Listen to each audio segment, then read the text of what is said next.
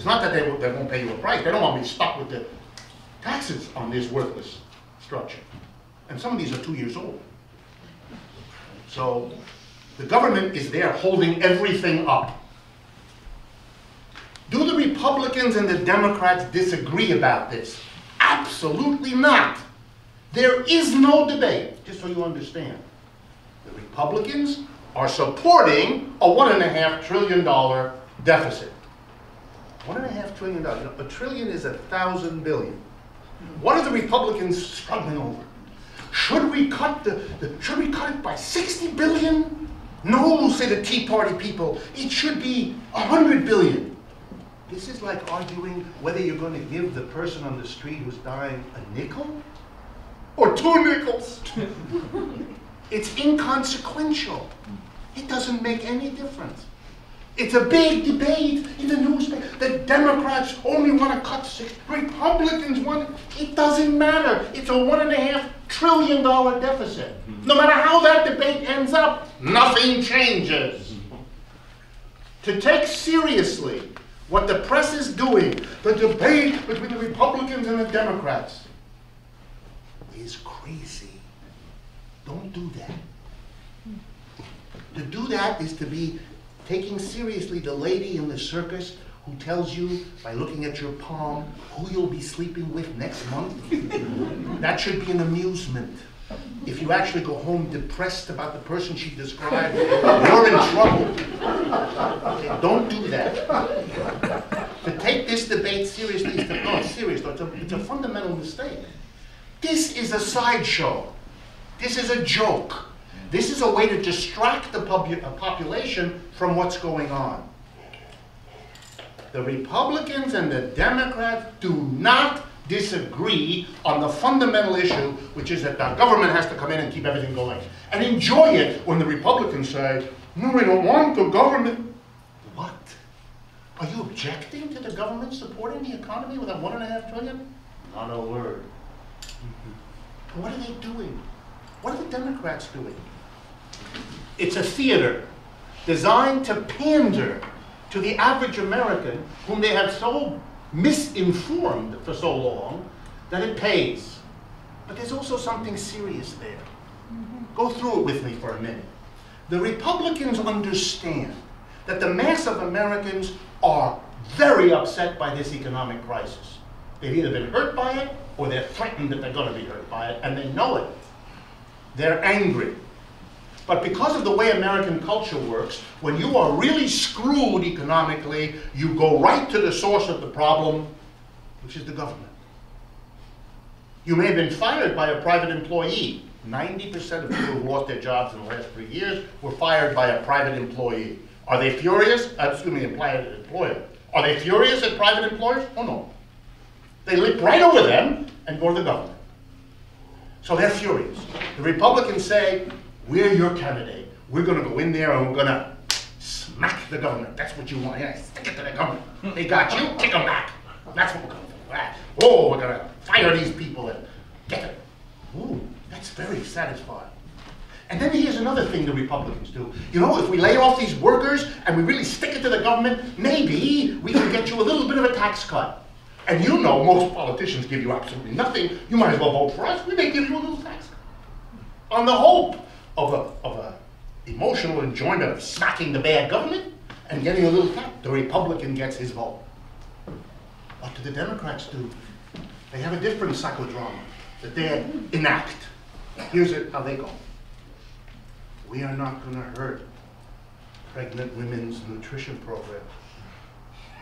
We are not going to throw people, we're not going to cut back the children who have Head Start in their school. We are not going to let the Republicans hurt so many of you.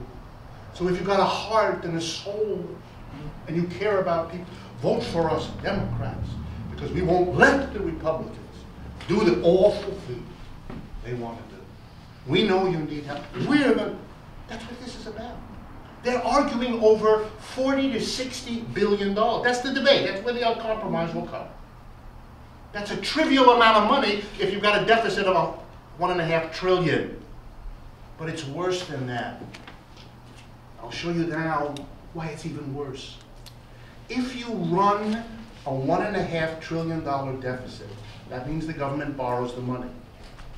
When the government borrows the money, it has to pay interest. So if we're going to borrow $1.5 trillion, and if you assume that the interest rate will be in the neighborhood of 3 to 4%, which is what it is, it means next year we're going to have an extra expenditure for interest of about 3% of $1.5 trillion. It's about $50 billion. So the big cuts that Obama and the Republicans are going to work out equal roughly the extra expenditure for the deficit. In other words, the effect, null and void, cancels out. For you to take this seriously says something about you don't want your best friends to understand. I'm here to help you, not be befuddled and not to be bamboozled, because the mass press deals with this as if this were serious stuff. Nothing is going on here. If ever it was true that the Republicans and Democrats are indistinguishable, are two sides of the same coin, are two parties of big business with slightly different programs, that's what they're proving now. There is no opposition to the fundamental economic program of the United States, which is to have the government come in, maintain this economy, and make the mass of people pay for it. In cutbacks of services, in cutbacks of government programs, in debts that their children will have to be paying off for the years to come. There's no opposition to that from either party. And since we don't have a political movement outside of the parties, there's no opposition except a few lonely voices who are trying to be less lonely than they usually are. Okay? So now let's turn to what the option, yes? And emotion, I mean, and the reason why Obama can't even take the popular stand and not carry it through is the power is much greater than we see. He sees something that we don't about the power that they have to do something to. But you see it. I think he sees it. You see it. We all see it. Over the last 30 years in the United States, remember, we've done this. Real wages have not gone up. They're flat. Over the last 30 years, we do the numbers, it's all clear. I know that. Right? The real wage, that is the money you get adjusted for the prices you pay, is the same for the average for the United States is the same today as it was in 1978. We have had 30 years in which the wage is the same per worker. Meanwhile, the productivity of the worker, how much each worker produces for the employer, has gone up. No, I mean, I'm getting to it. So for 30 years, the American worker, income flat. What the employer gives the worker is the same. What the worker gives the employer for hour per labor goes up. You don't need to be a rocket scientist. If what the employer gets from the worker is going up and what the employer gives to the worker isn't, the profits go crazy. The working class did what? The first thing it did was say, oh my God, if I'm not going to get more per hour, I got to do more hours to hold up my income growth, to give my kids the American dream. So they did it. They worked more hours, and particularly the women. The women went out in huge numbers, stopped being homemakers, mothers, all the rest of it, and now had to take a job with the men too. 35 years ago, this was a movement that's gone continuous ever since. But it makes the American family exhausted, physically exhausted, and emotionally stressed beyond words, because the women held the families together. They can't do it anymore. So what happened to the American working class? Here comes the answer to your question. It withdrew from politics. It's too tired. It's too exhausted. It's got too many personal issues and family issues and borrowing too much money, anxiety about the debts, all of that. They're not going to go to meetings of political organizations. They're not even going to maintain their participation in the Democratic Party's political machines around the country, which atrophied. The working class withdrew from politics. But the ruling class, the people with the employers who were making out like bandits because what they got from the worker went up and what they gave the worker didn't, They had more money than ever before. They moved into politics just as the workers moved out. Politics became a question of money. Because the people weren't going to be there. You don't have armies of people going around. Once in a while, if you get people enthused, like Obama did, you have a bunch of people run around neighborhoods for Mr. Obama, like they did for Eugene McCarthy 30 years ago. But it's an occasional phenomenon. It doesn't usually repeat very much. It's not going to repeat for Mr. Obama either. So basically, it's money. And the Republicans and Democrats, since that's their livelihood, they know damn well how you win an election and how you lose one. If you count on the mass of people, you're counting on people who are not there. If you count on the people with money, they'll keep you going. They'll keep you in office. Mr. Obama does not want to flame out saying the right thing and being blown out of the water by all the money going someplace else.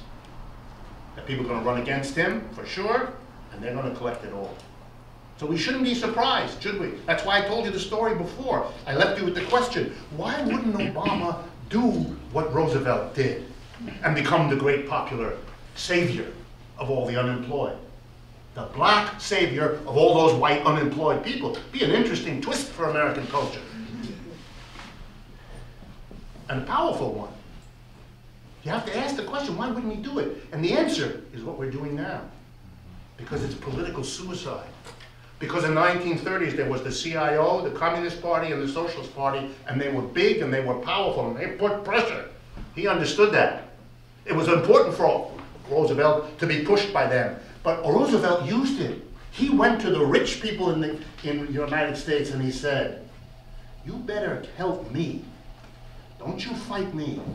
Because if you don't help me save this capitalism, look at those people. They're not going to ask you for 10% of what you got. They're going to take it all. So it worked. If you know the history, Roosevelt, a rich man from an old American wealthy family, could go to the mass of rich people and say, give me tax money. Give me a part of your profits so I can take care of poor people. Because if I don't, they're going to come and they're not going to be nice. I'm nice. I'm like you. You know me. You don't know those people. And remember, in the streets of New York in the 1930s, there were Communist Party demonstrations and parades every day. People understood, whoa, that's real. There are a lot of people in Union Square. This is where they used to meet. That's why it's called Union Square. No, it is. The unions all have their headquarters. That's the place. No, it's not the case. No, it's I'm thinking of what it is now. Because it was the coming together of several major thoroughfares. Okay. But it was a coincidence that the unions all happened to have their headquarters. I apologize. I thought it was too good to let it go. It fits so nicely. Yeah, you gotta be careful. You gotta be careful. No, that's not an economic. I'm careful with my economic statistics. That's more historical. But I think you can see that Mr. Obama is caught between what he might like to do. Who knows? I don't know his motivations or his psychology. But what the reality of his political situation is, I want to remind you, the Medal of Freedom is going to the richest person in the United States. You figure it out. Let's turn now to the taxes, so I can finish my part of it, and then we're running out of time. And don't want to go over. Okay, I just want to show you two little facts. Corporate taxes. This is only the federal government now. I'm going to talk to you about it. The federal government depends on